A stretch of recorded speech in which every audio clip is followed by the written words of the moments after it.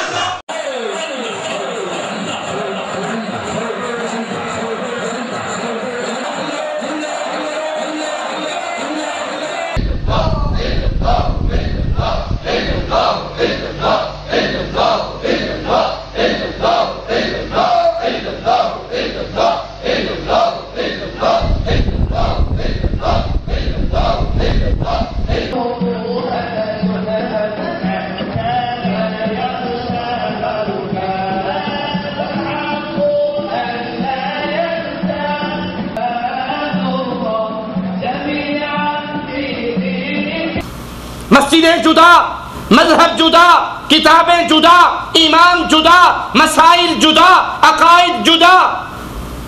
قرآن ایک ہے، حدیث ایک ہے، فرمان مصطفیٰ ایک ہے، آیات قرآنیہ ایک ہے، قبلہ ایک ہے، رسول ایک ہے، امت ایک ہے، لیکن دین جدا ہے۔ ٹکرانے کی وجہ یہ ہے جو ٹکرا رہا ہے وہ سنت کے راستے کو چھوڑ کر بدعت کے طریقے پہ چل رہا ہے، اسی لیے بدعت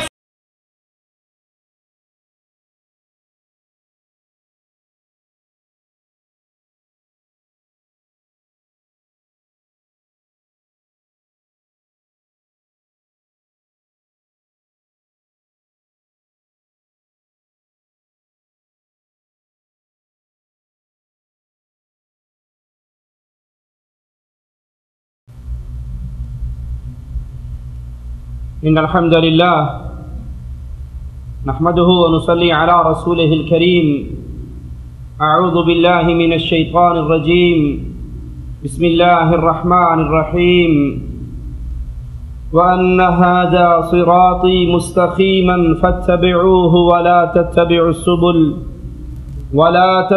السبل فتفرق بكم عن سبيله ذلكم وصاكم به لعلكم تتقون۔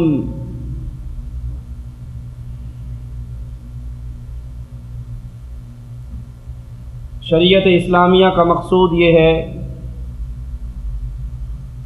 کہ اللہ کے بندے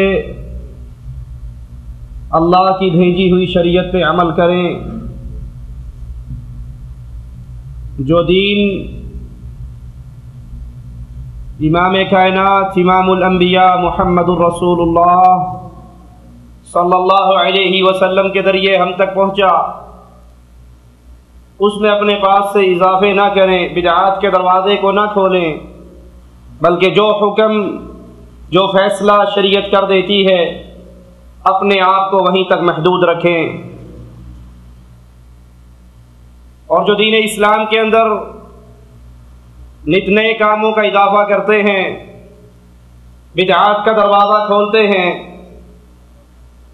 وہ اللہ کی شریعت میں اضافہ کرنے کا جرم کر کے اپنا ٹھکانہ جہنم بنا رہے ہیں۔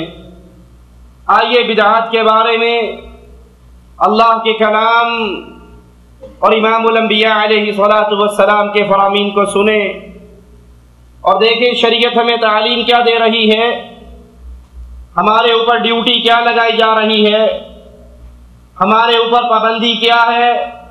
مالک کا فرمان وَأَنَّ هَذَا صِرَاطِي مُسْتَقِيمًا،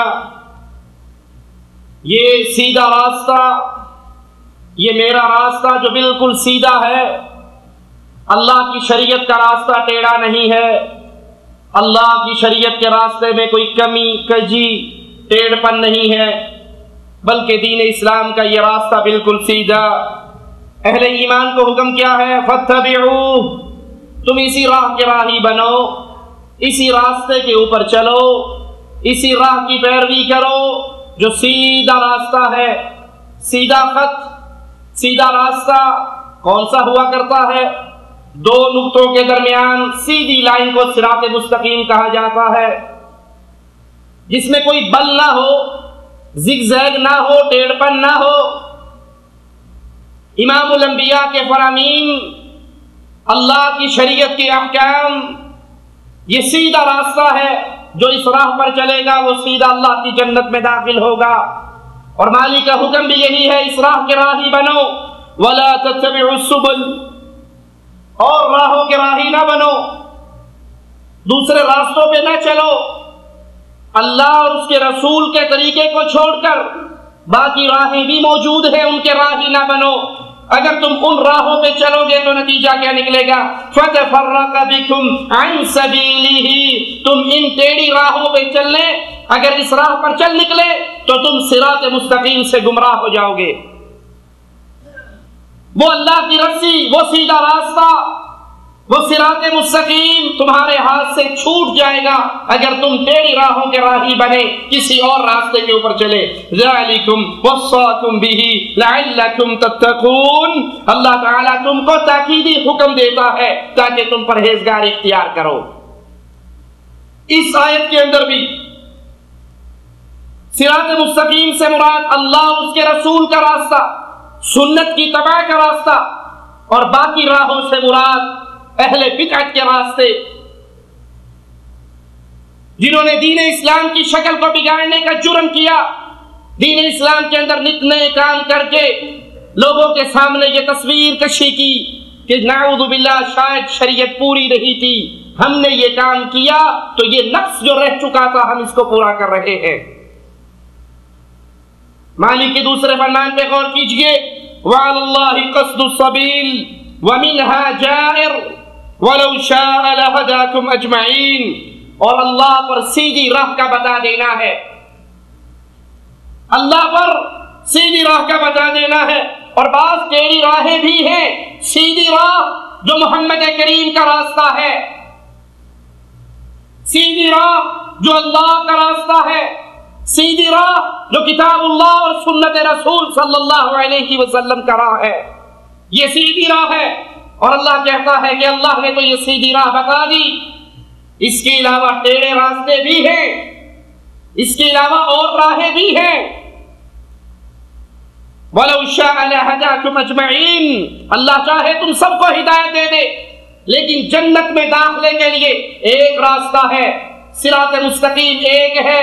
جو اس سیدھے راستے پر چلا وہ اللہ کی جنت میں داخل ہوگا، اور جس نے سیدھے راستے کو ترک کر دیا، چھوڑ دیا، ٹیڑھی راہوں پر چلا، تو اہل بدعت جن راہوں کو ایجاد کرتے ہیں ان راہ کے راہی جنت کے اندر داخل نہیں ہوا کرتے، بلکہ ان کا ٹھکانہ جہنم کی آگ ہوا کرتی ہے۔